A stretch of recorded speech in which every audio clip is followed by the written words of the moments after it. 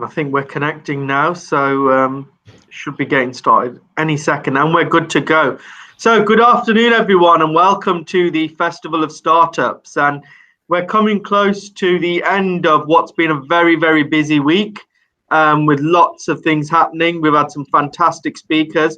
We've just heard, just an hour ago, heard from Tara Lalvani, who started her own makeup box brand, and also Louis Barnett, who set up his own chocolate company at the age of 13.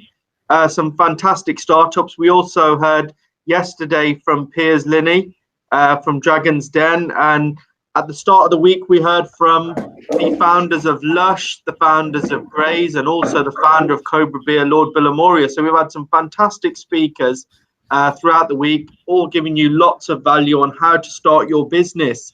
And I am really happy to be joined today by Diane Mensah from Enterprise Nation. And she's going to be talking to you all this afternoon about how to get your business online. And I'm not going to give any spoilers about what she'll be talking about, but I do encourage you all, please do get involved in the chat. Please do feel free to ask questions.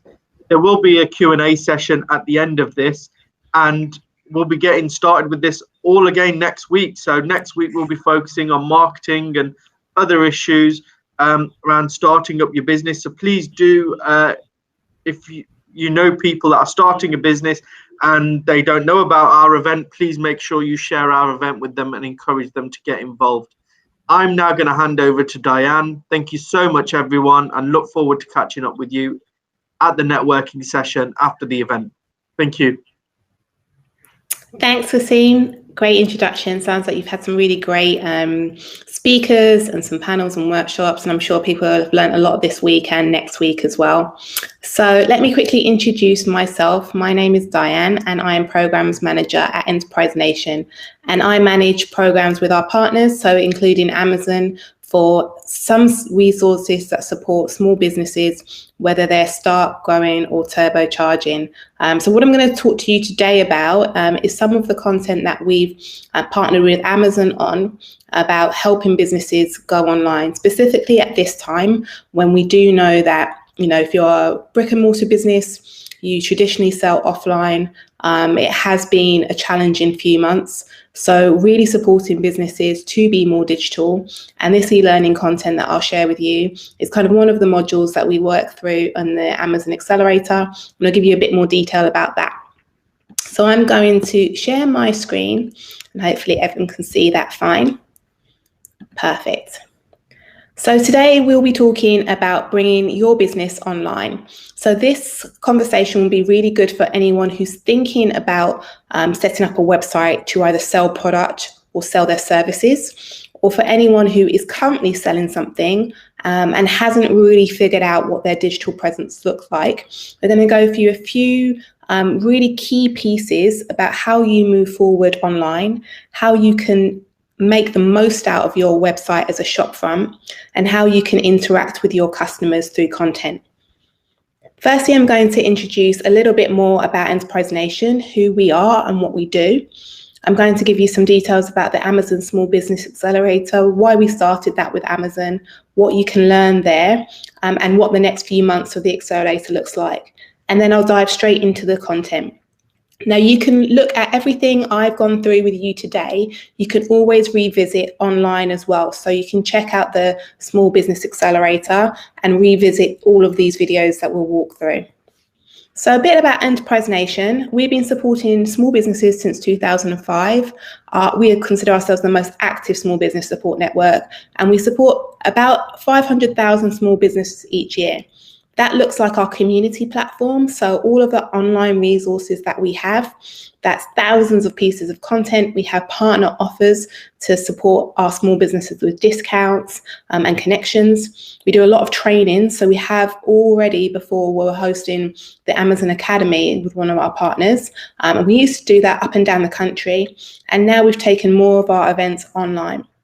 We also see ourselves as a really great place to connect to your peers for peer-to-peer mentorship and also trusted advisors. So if there's anything that you need support on in your business, say it's accountancy, legal services, if you're just looking to really connect with someone to scale up, there's a few thousand advisors. I think we've got about 12,000 advisors in total.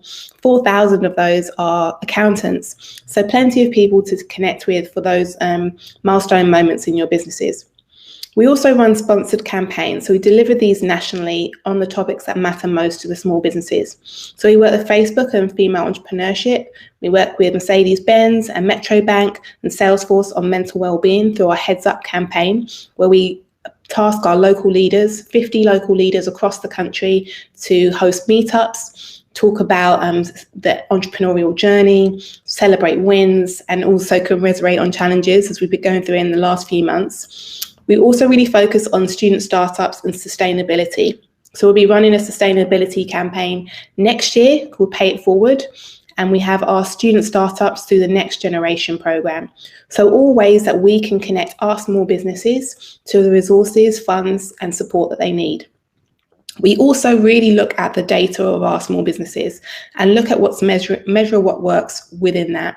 So we often ask our community about what they want to learn, what they need support in, where they might need funding, what challenges are they facing with working with platforms, so that we can provide the support that they've actually asked for and actually need. So who is an Enterprise Nation member? Our members are small businesses, but they're big on ambition. So majority of our members have less than 10 employees, and they basically started their businesses in their spare room and grew them from home to build teams of employees, to build warehouses, and turn into the kind of big scale-ups that we know and love. And they look to us to supply them with support, give them kind of trusted support from advisors, and also aspiration and inspiration from the platform through the content. And that's where we came to putting together the Amazon Small Business Accelerator. So basically, at the start of the pandemic, as being a partner of ours for quite a while, Amazon had reached out to us to see how we could support together small businesses at this challenging time. So we knew that a lot of our businesses would need to really level up in their digital presence. So we thought that online training would be able to be a good way to help them either launch a business for anyone who's struggling at the moment with employment and knew that they had kind of a passion project they wanted to either move from a side hustle to a fully fledged business, or thinking to themselves that they needed a second stream of income. This is a really great way of finding out where your first point of call is when you're looking to start a business, whether that's how to think and build up an idea, how to grow that business online, but also offline, because we do see our businesses going somewhat back to normal soon. And we'd love to see that we can help them and support them with a blended approach to trading. So that's where the Small Business Accelerator came in. So how it works, we suggest people to take a diagnostic tool. So give a bit of a health check of their business to see what the best support and e-learning that might be best tailored to their experience level and needs. And then we give them a full curriculum of online learning. So e-learning from experts, so typically entrepreneurs who have kind of gone through these processes themselves, and we provide modules on our most popular topics. So sales and marketing being one of them, social media and building a digital footprint, selling on Amazon, accounting, hiring, and also turbocharging your business with funding. We also host boot camps, which are a bit more intensive. They are different from the on-demand videos because you basically have to be somewhere online 9:30 till 12:30 every day for either 5 to 2 days. And they're sector specific, so they could be around food and drink. We've done fashion and beauty. We've done health and wellness, business services. And we've just finished our first regional boot camp in the West Midlands for all product-based businesses there. So we'll be running those all through next year as well, and really focusing on helping people really scale up pretty quickly, specifically to sell more on Amazon, but also improve their digital presence. And also those partner offers that I mentioned before. So making sure that our partners are offering the best discounts and services to our members, and helping people find those accessible resources really quickly. So I'm going to go through and touch on some bits and pieces of where we think you should start if you're thinking about growing your business online. So as I mentioned, this module is great for you if you have thought about building a better digital presence, but it's also a really good place to review if you've already set up your website and you're thinking about how it looks and how you're comfortable with it. So the first thing I'm going to touch on today is looking at securing and hosting a domain. So the first thing to take a look at, it seems pretty obvious in some senses, but it is one of the most challenging things, especially if you've already built a business or started some sort of side hustle with a name in mind. So is your domain available, and what is it?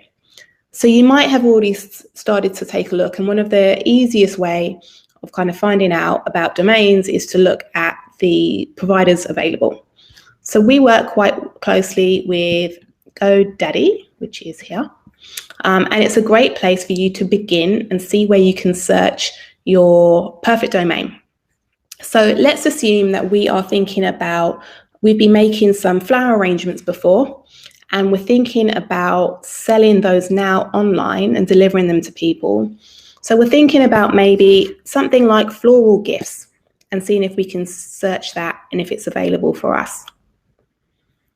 So taking a look, unfortunately we see that floralgifts.co.uk is taken. However, you are able to buy it, but it's quite a big fee.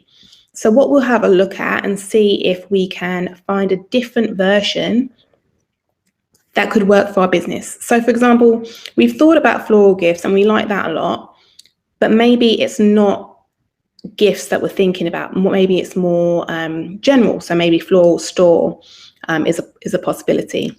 And we're looking at that and we're thinking, wow, that for that first year with a 2-year registration, that's actually a great fee. And you can see here, there's quite a few different extensions that you can potentially look at. And that's something to consider when you are thinking about picking your domain. So before it was quite kind of key, people were quite keen to have .co.uk or .com, but now there's so many different extensions that you are able to be a bit more creative. So taking this example here, you can see all of the different extensions that you can find. Basically, the extension is the part after your domain name. And so here you can see that there's an extension can really be a description of what your business is. So as we saw before with floral gifts, it could be maybe .store. And that lets your customer know, oh, that's actually somewhere where I can buy flowers or floral arrangements, and it's a store. And it makes sense. And that's a really interesting thing about where we've moved on to now online, is that we can utilize this as part of our marketing. A really good example of this is the company, the e-learning and campus-based learning General Assembly. They have a domain extension which is .ly. So altogether, you can type in General Assembly into your search engine and generalassembly.ly will come up, which is a really nice way of kind of circumventing maybe what you might have considered to be an issue by not being able to access the .co.uk, but still being able to let your customers know who you are and what you do. So we've had a look and we're thinking to ourselves, okay, there are options here for me for my domain. So how do I go about and buy? So one of the things we see here for GoDaddy is that they offer quite a few different registration for years and 2 years, and you can have it rolling on. Now, obviously with GoDaddy, you can actually also move ahead and buy websites as well, so that you can be hosted there and also look at a website template as well. We'll come on to that in a bit, but it is quite nice to sometimes have something all under one roof, if you like. So you can have a look and see, not just through kind of a website builder or domain hoster like GoDaddy, you can also just go ahead and search in your top nav in your URL. And if you typed in floral gifts, you can also find out more about other businesses or other websites that are using those words and see if it resonates with you in terms of is that in line with what you were looking like? Is there quite a lot of competition in these words? Do you need to be a bit more creative with your first part of your domain so that you're able to be found really easily? So it's quite an interesting way when you think of some of the businesses like Uber or say even Deliveroo. You think of these as names that we use as verbs almost. And so although they may not say, for example, in the case of Uber, relate to, say, a taxi sharing or a ride hailing app, you know that it's easy to find and you use it as a verb. So be creative with your domain. It doesn't always have to be as straightforward as floral gifts, but you want it to be sort of top of mind for your clients and also easy to search. So you can take a look at the different domain platforms, and that's where you can buy. Now, obviously, I recommend that you do keep that as a rolling on payment. We want to think of our business as being sustainable and successful, and you can move forward and make sure that next year you have no problem keeping that domain in the future. It is a big issue if you are unlucky to lose that domain, especially if you started to build some traction there. So I'm going to show you an example of my own. So I had my own business, and this is my website for work in progress. And of course, work in progress as a domain is really hard to find. However, one of the things I wanted to do is I wanted to have an acronym that people could talk about for themselves. So I thought about WIP. So I'm a WIP, as in I'm a work in progress. To shorten it, I can get the handles for that for social media, and then I can find that URL. So then when people are thinking about what I'm doing when I'm talking about work in progress as a career coaching marketplace, we're also referring to us as a community, which is where I'm a WIP comes in. So there's a load of different ways you can be creative with your domain. So don't think that you just have to say what you do in that URL. There's a lot of different ways you can kind of explore and have fun with it and kind of take that side of your business that really resonates with your clients and customers. So we've thought about our website domain. We're pretty sure what we're going to be calling it. And so now we're going to have a look at choosing a template, and we'll use a platform to do that and support us with that. So the first step is to think about your website builder platform. So as I mentioned, GoDaddy, they have an option there. But what we're going to look at is another one of our partners and something I quite recommend. There's so many out there, and they're really easy to use, which is great in comparison to where we were maybe 10 or even 15 years ago, when you would potentially have to have a developer and web designer to create a page for you, which is a lot of expense when you're just starting out and you're just test running your business. Now there's a lot of drag and drop options, which make it really easy to play around with images, really easy to play around with text. You don't have to have a design background to be able to put something together, because a lot of the things that we'll be looking at are straight out of the box. So here are a few here. I'd say WordPress out of these are maybe the more challenging one to use.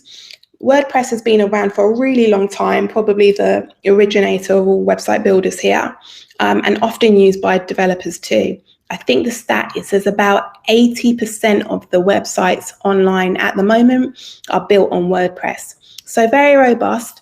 But for someone starting out kind of new, it's a little bit more challenging to use. So I'd recommend looking at some of these drag and drop options. They're so quick that you can actually get started in an afternoon. So we're going to take a look. So if I'm looking at Squarespace, I think to myself, okay, how could I get started? What does my business want to look like online? So I want to check out some of the templates that they offer. And what will happen is it will bring up, and the same for Wix and Strikingly as well, they'll bring up some demo dummy pages that can act as templates for you as your website. And you can see here, they've got quite clean lines here.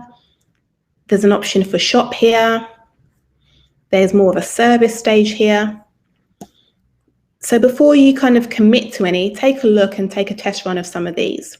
So if we're still using the example of our floral gifts, we'd love to have a look and see what would be the best template to showcase the flowers that we're looking at, or some of the plants. So if we see this one here, it's quite simple to the point, and it's plants and pots. Any of these could be adapted with the images that we can use. I'm going to get started with this one. Quite like the look of the background, so we'll preview that. So you don't have to commit to any of these immediately. You can go ahead and demo what the site looks like in its template form, and then you can take a look and see, does that resonate with me? Here you can see in the top left-hand corner, we've got what we're looking at now is desktop. They give you the option to take a look at it on the tablet and also phone. So all of these designs are mobile responsive. So they're not apps, but they're designed with different devices in mind, which is really important when you're thinking about the kind of website you'll be creating. Most of us access websites on our phone at the moment. So if it's a shop or a service-based business, you do want it to look as good as it does on kind of a bigger screen. And then this is a great way of you being able to scroll through and seeing, okay, we can see we've got a nice header here, which has a nice tagline, and I know my call to action is shop now. On my top nav, I can also shop. There's a bit of about us here. There's clearly some blog posts and the contact and all of our socials here. So right here, out of the gate, we've got a website we could potentially use. Scrolling down, we know that we want to showcase some of our plants. You can do that here, quite clean. Very nice design led. And this scrolling one pager takes us down to maybe our blog posts, which I'll come on to in a bit about how we'll be making content for our site. And then also our email sign up if necessary. So this is looking pretty good. We like that quite a bit. And then you think to yourself, okay, great. This is the website builder I'm going to use. Happy with Squarespace. Check on our on the fees, see what that looks like. But we love the design, so we're going to go with that. For my own one, I will say for work in progress, it's kind of the same. I used a website builder. This one I used is called Weebly, part of Square now. And it's hopefully the same in terms of the call for action, which takes you to a mailing list and getting people to sign up. The coaches from the marketplace are all listed here. Hopefully that's what people have come for. And then the same, we have blog here, where people can find some inspiring story and news and career guidance. So great. We've thought about what our website builder looks like. We think we're quite happy with our demo. We've clicked through and we've seen the full look and feel of it. I'd suggest making a short list of the themes that you have so you can test run a couple. So obviously this is a kind of shorter example. Wouldn't recommend going for the first one you see, but having a think about kind of what your design aesthetic should look like, what you'd be happy with. Have a look at other websites that you really love using and see if there's any kind of themes that you can borrow from there that are already in the website builder demos. So take a bit of time because it's something you can change up, but once you have the template set, it's a little challenging to make it look a bit different after that because they're quite static in that way. However, if you've had a look around, you've made your shortlist, also have a think about it from the viewpoint of your customer. So if someone's coming onto the website, you may love the design. So for example, you may love colors and you'd love to have a splash of color across all of your website. However, if it's something like maybe floral arrangements where there's already a lot of color, the busyness of the background might distract from what you're trying to sell. So be mindful of what your customer wants and needs and what you think they would like to see in the website when they come on.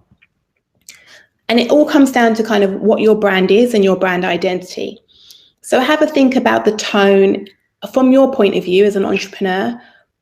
Is your tone more playful? Is it fun? Is it friendly? If it's a business service, do you want to give a sheen of professionality? Do you want to give a sheen of approachability? And that's all through kind of the messages that you want to push. And that comes back to kind of the design and look and feel of it. Think of your visuals as, again, your shop front, and it's something that speaks about you because you're not there to speak about it. So it really has to be your voice and tone. So really get some sort of market research out there, ask people for their opinions as well before you commit. And think of the most design that's relevant to you as well. So as I say, if it's something that is kind of a more business service website, you might want it to look quite clean lines, very to the point, a little bit more minimalist. And if that's more relevant because it's a more serious topic, then that makes sense. However, if it's, say, for example, artwork, you really want it to reflect you as an artist. So really have a think about the brand, your message, and kind of the design behind all of that. And that comes on really nicely to the imagery for your homepage. So imagery, as we all know, we're a very visual-led society, especially now, probably now more than ever. So the imagery of your homepage should really reflect throughout the rest of your messaging, from social media to newsletters to maybe if you're even putting out physical flyers. This should all link back to the same homepage imagery. And luckily nowadays there's really great options out there for you to get the most robust, fun, beautiful, nicely photography for your homepage. It's a way that you will visually communicate with your customer. As I just mentioned, you're not going to physically be there in a shop to speak to everyone and give everyone the full overview of who you are and what you do. So you'll need to do that through how you speak through images to your customer and clients. So a few questions to ask yourself before you go ahead and start picking images.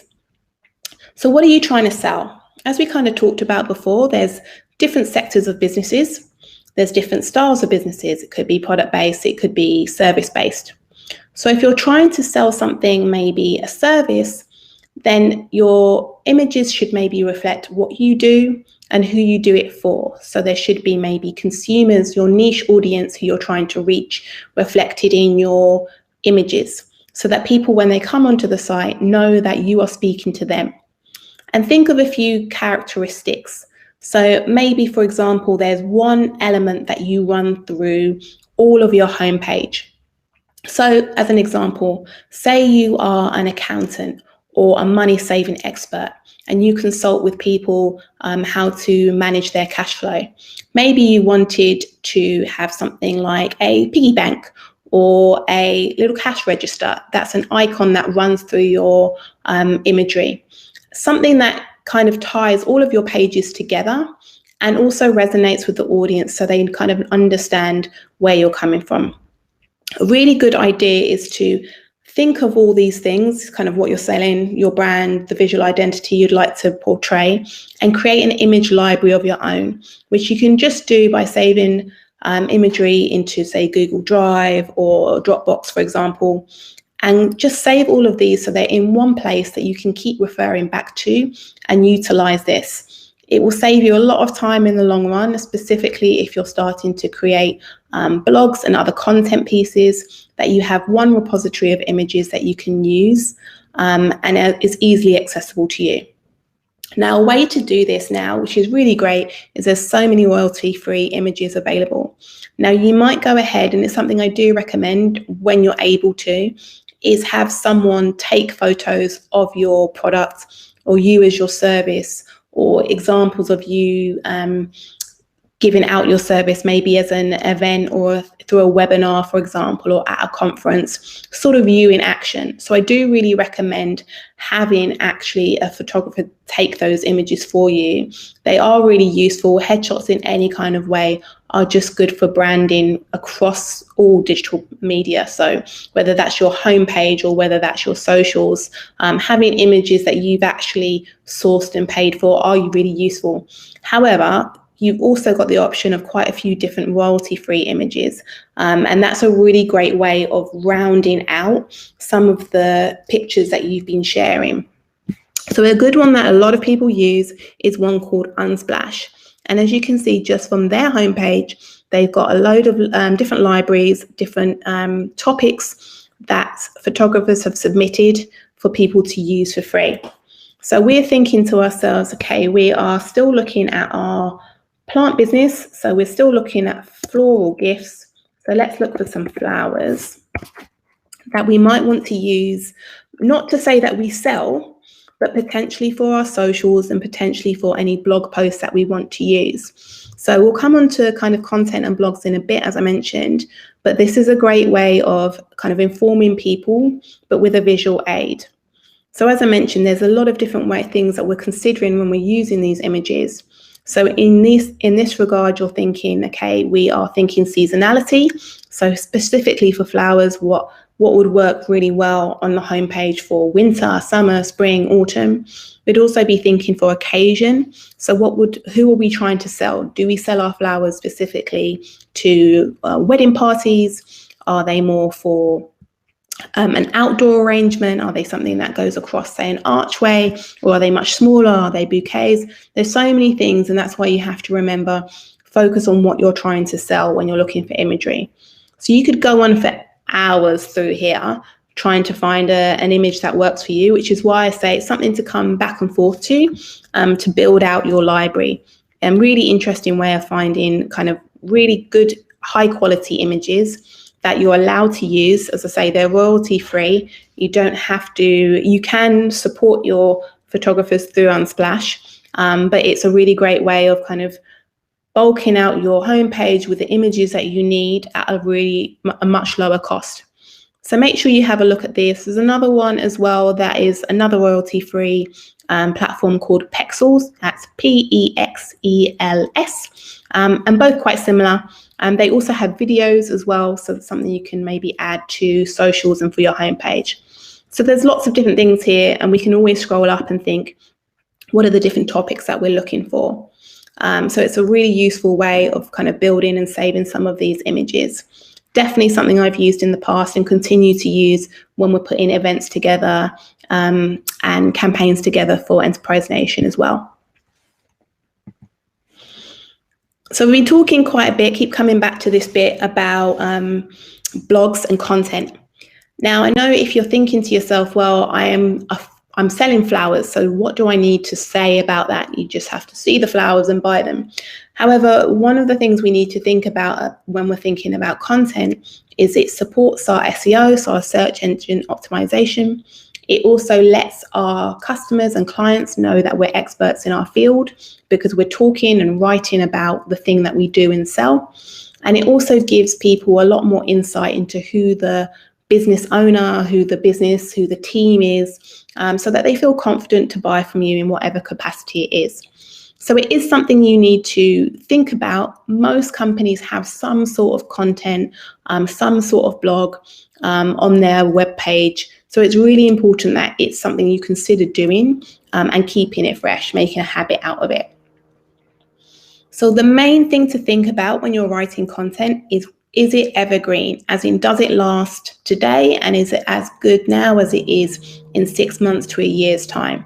So what I mean by that is it's not signposted in time. So for example, here we have an example of evergreen content, easy chocolate cake recipe. Now, what it doesn't say is easy Christmas chocolate cake recipe. Now, if someone is searching chocolate cake recipe, your content will come up. If they're not searching Christmas cake content, then your content's not going to come up. So it's really focusing on honing in on expertise, but making it broad, which is a really kind of oxymoron, but at the same time, it makes a lot of sense. Think about how you search on the internet, how you use Google. Often there is some sort of occasion-based search there, but very often there's not. So for example, here we have how to train for a triathlon. It's not specific to time or place, which means that will come up regardless if someone's searching right now or a year's time. It's not based on location either. There's a lot of things that we could look at that will make it really easy for us to keep this content on our website and it feeling fresh without us having to make a lot of different content sort of every day or every week. So have a think about what for your business is the most evergreen content. Typically the things that people ask you the most.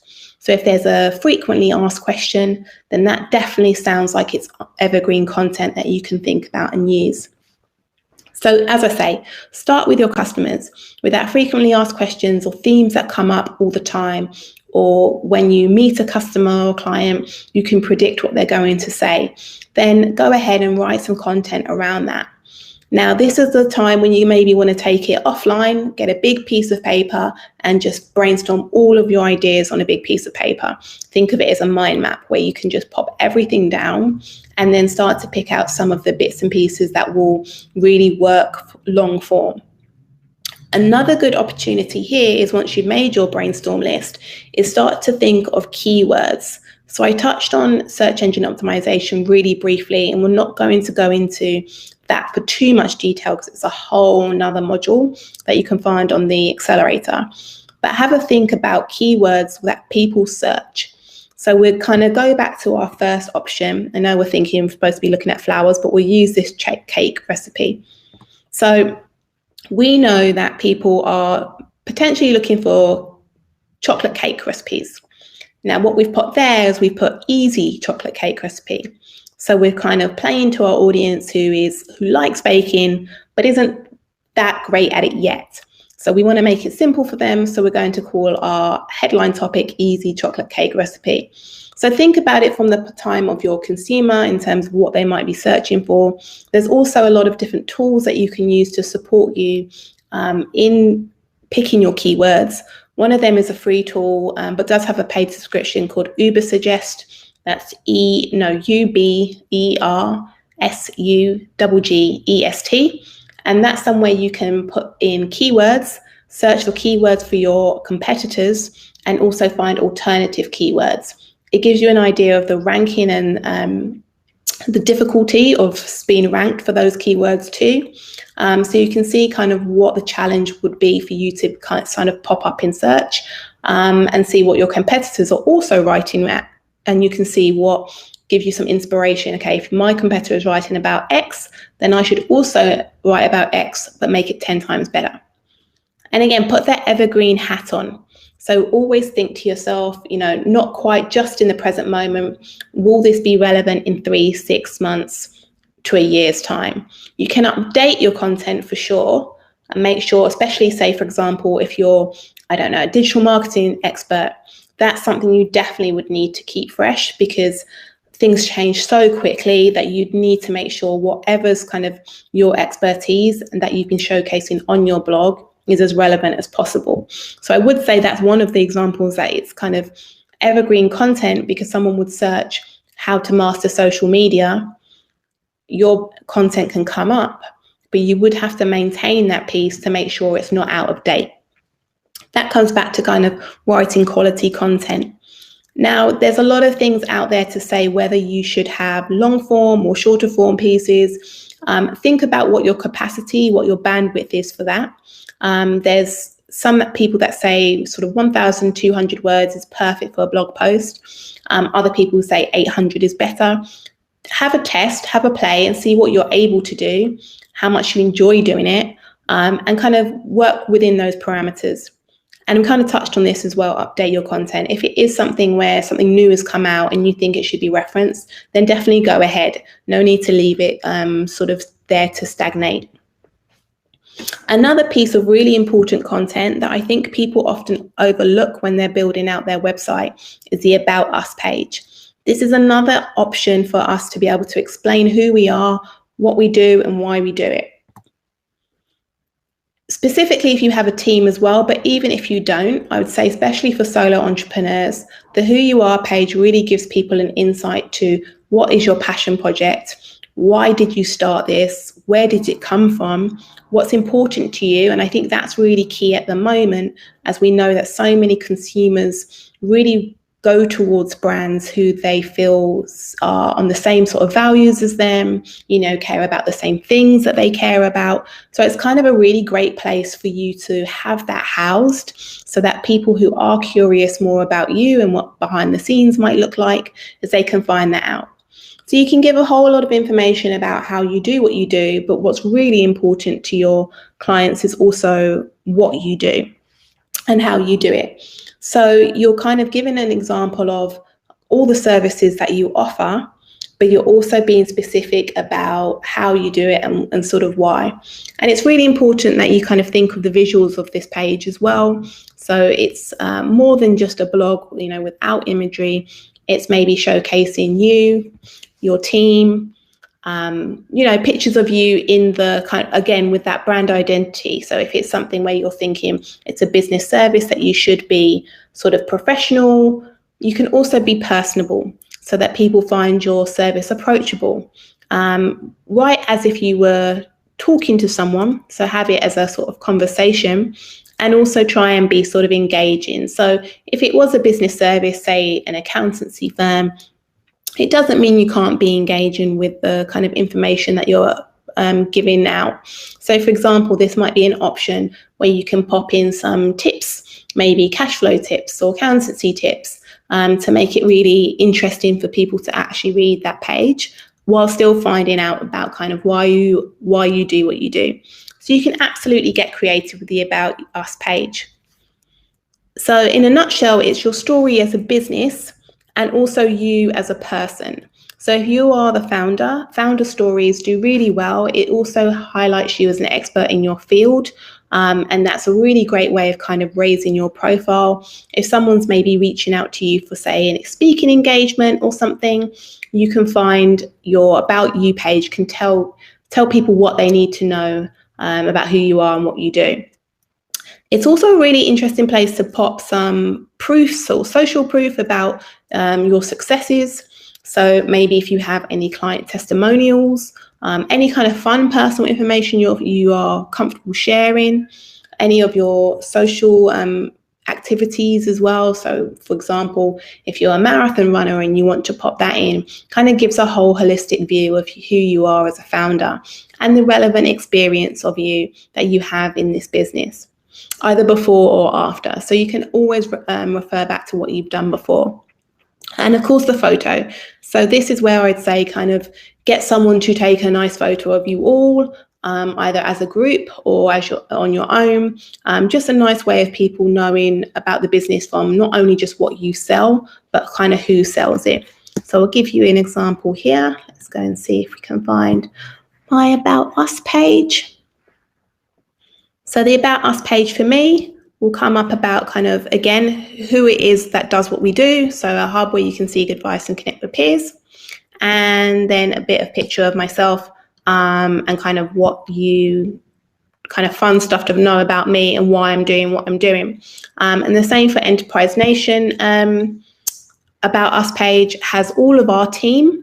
It has us together. It has our founder at the top, Emma Jones, and then has all of the team with a short bio with professionally taken photos.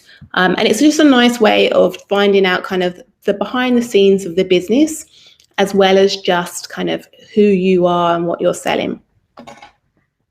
So we've gone through quite a few bits and pieces here. And as I say, you can always refer back to the video versions of this. So through the Accelerator, if you go to enterprisenation.com/accelerator, you can find all of the different topics related to bringing your business online, scaling online, and turbocharging your business. Now, we've covered here quite a few different things, how to host your domain, finding your domain, what website builders you can use, what imagery you can use for your website, writing content, keeping it fresh, and also the About Us page. So if you have any questions about kind of anything we've covered here or anything more about the Accelerator, love to hear from you. And thank you all for your time. Hi, Diane. Thank you so much for that. That was really, really interesting and great to see sort of all the different platforms you talked about there, how people can, create a website. I think for a lot of startups, it's not an option to go to an agency and get a website designed and spend thousands of pounds on, a flashy website. But I think, the options you've showed, Wix and WordPress and all these different options that are out there are really easy to use. I mean, I'm a small business and we, have to do all of our web editing ourselves because we just literally can't afford to send it out to agencies who will charge you by the hour for everything and anything that you need doing on your website. So, really, really important that. I think we've got someone's made a comment here, Michael Lorek, Online Design. Have you noticed that website builder or even WordPress aren't providing full semantic markup required for true visibility on the web and also provide a low performance reflecting on poor user experience? Yes, that is a very good point to make. So I'll give you an example from my own experience. So using Weebly,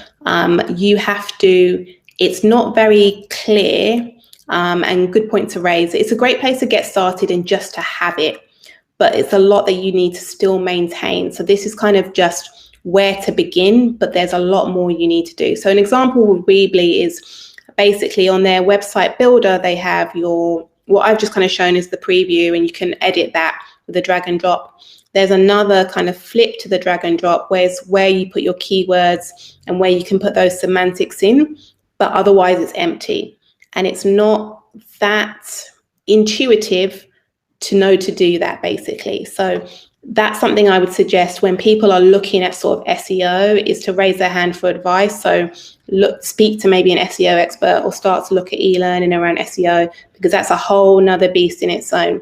So it definitely can be done. It takes a lot longer from the beginning, especially if you haven't done it before.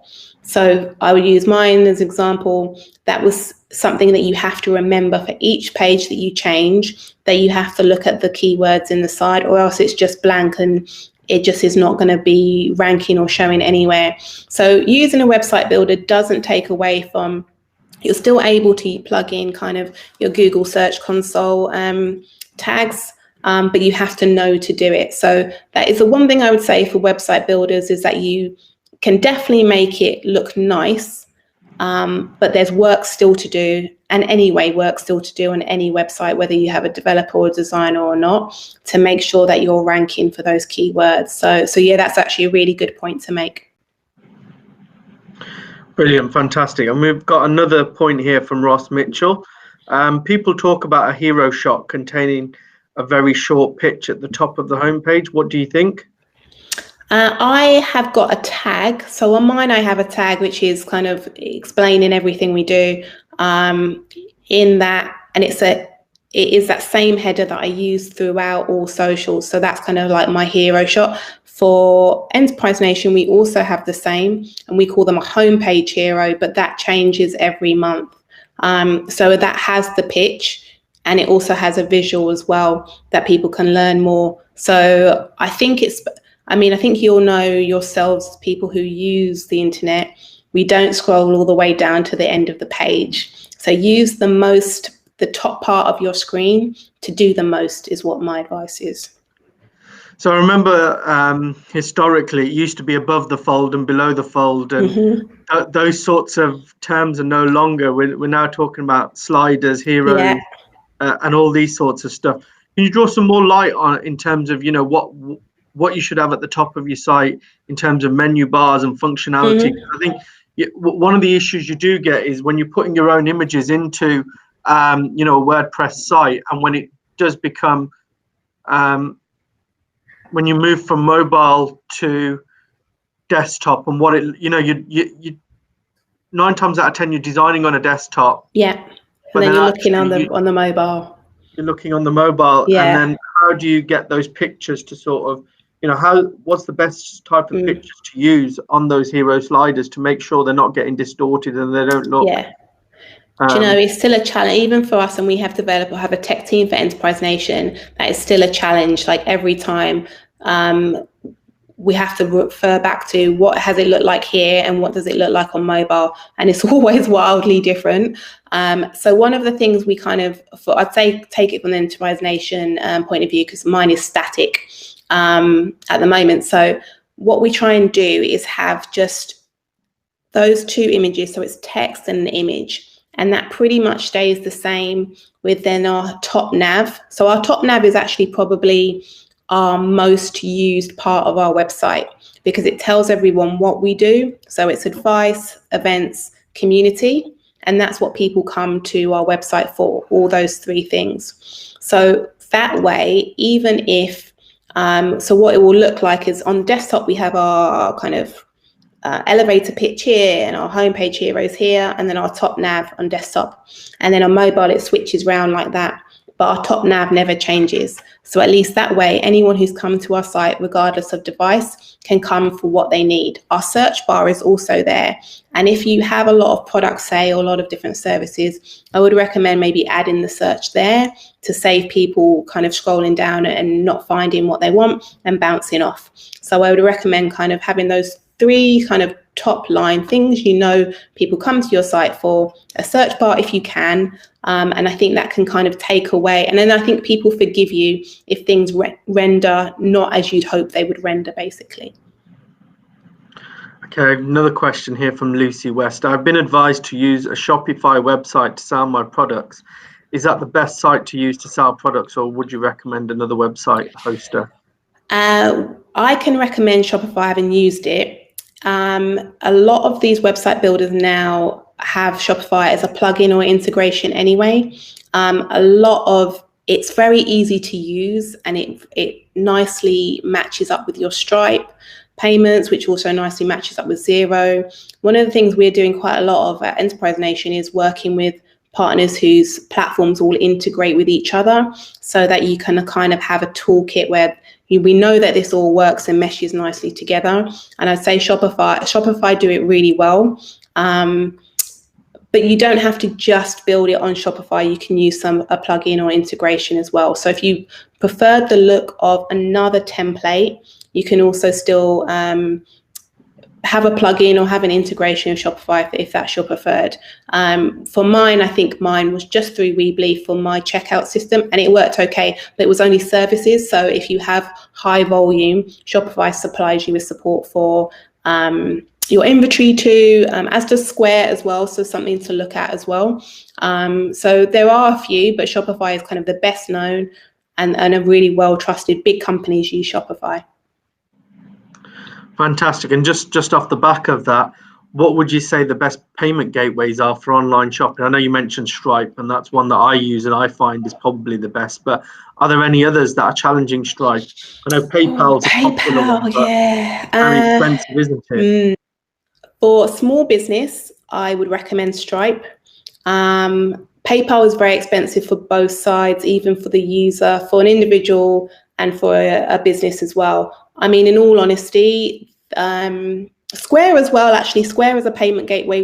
They're one of our partners, and they do a lot of small business discounts too. So have a look for that, because they do support small businesses online and offline. So they call it card present, non-card present. So they have those little card thingies, little squares that you can pay in person and offline as well. So Square, Stripe are really easy to use. Again, integrate with a lot of different platforms, like what was I going to say? Like Xero, for example. So Stripe is kind of my top one if you were thinking of a payment gateway. But check out Square for discounts. I think they are on par for payment-wise as Stripe for fees, maybe a little cheaper, but double check that. Fantastic. I think that's all for questions. We're finishing on time today. So is any sort of comments you want to leave us with? Any sort of advice? I would say don't be daunted about bringing your business online. I think that's why this is what I've talked about, being website builders and platforms, because that can support someone who maybe has no tech knowledge to do something. The best advice I got from someone who was a developer, and is someone I was going to actually reach out to for them to build my website. And they said, at this point, with you just starting out, it's all test. So you want to keep it as low cost as possible, and you want to just see how it goes. And if you are really starting to see that traction and it's something that you can't maintain on your own, that's when to bring someone else in. But don't be daunted. With so many website builders, I kind of think of it sometimes like PowerPoint. If you can do a PowerPoint presentation, you can do this as well. Like, as I say, you're not trying to build Amazon or Facebook with a website builder. It hasn't got the capabilities. But for a shop front, just selling a product or just selling a service, it's a really good option. And it's something we all really need to have, some sort of digital presence. Okay, Rob's got a message here. How many pages on a website is considered average without boring people? Oh, that's a good question. If you have just a service page, so if you just have a first home page, and then you have that your blog content, your service page, so kind of your homepage has all of that covered. So maybe your call to action being sign up for email, completely different thing with a MailChimp, for example, or a website email client, your blog content, your products. So you can do quite well with 4, not including your additional blog pages, which actually can all be hosted on one page, depending on the template you go for. So many people prefer to have different pages per blog. That's quite useful for sharing via socials, just using those different links. But I'd say, yeah, just keep it simple in the first instance. To be honest, no one's going to read through your full website because it's not a book. But they want to get to your first pieces, which is what you do, who you are, and a bit more kind of expertise on your blog posts. So just one thing I wanted to pick up on there with blog posts and stuff like that. What's the best way to get backlinks to your websites? You have to ask. So some of these, I mean, funny enough, I would say that it's things like the things we're doing now today at Festival of Startups, for example. There's people you're going to meet maybe who write content that you could write for, repurpose, get asked, you know, they say you've seen something that's really interesting on their site and you've written something similar, maybe better or a different voice. Say, you know, I've written something similar, or maybe you'd like to link to me. Something same with Festival of Startups. We share kind of some of the content. We're hoping to share content. And there's a lot of different ways you can do. So partnerships, you know, networking, asking for, letting people know you have some really interesting content and it's useful for them.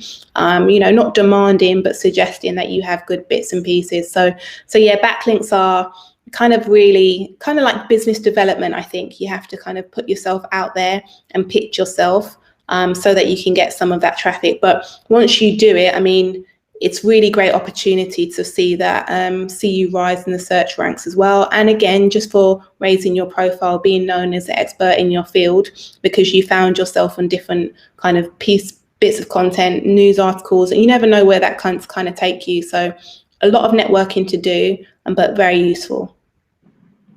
Fantastic. Well, thank you so much, Diane. No worries. Thank you for having me. We're coming close to the end. Really appreciate your time. And to all the audience, you know, thank you so much for a fantastic week. It's been great spending time with you all, getting to know you on the networking, reading all of your comments in the chat box, and also just generally having, you know, being given the opportunity to share all this fantastic information with you all and content. And I do hope you'll all join us again next week, where we've got some more webinars. We've got some guys actually from Enterprise Nation who are going to be talking about how to sell on Amazon. So yeah, anyone who's got a product, and they want to learn how to sell on Amazon, or you want to know how to market your business, how to become better at sales, all of that stuff will be available next week. Please do tune in. All of the sessions you've seen this week will be up on our YouTube page next week as well, once the event's over. So, and again, I would recommend that anyone you know starting a business that needs help and support, please do get them to register for our event. There's loads of free information. You know, Enterprise Nation, one of our partners, one of the reasons we partner with Enterprise Nation is, you know, they are a fountain of knowledge in business. So thank you so much. Thank you to Emma Jones, who's obviously not here, but is a great supporter of ours, and we really appreciate all the help and support she gives us across many of the things we do. So thank you so much. Thank you, Diane, and thank you all. Have a great weekend. See you next week. Thanks, everyone. Have a great weekend. Bye.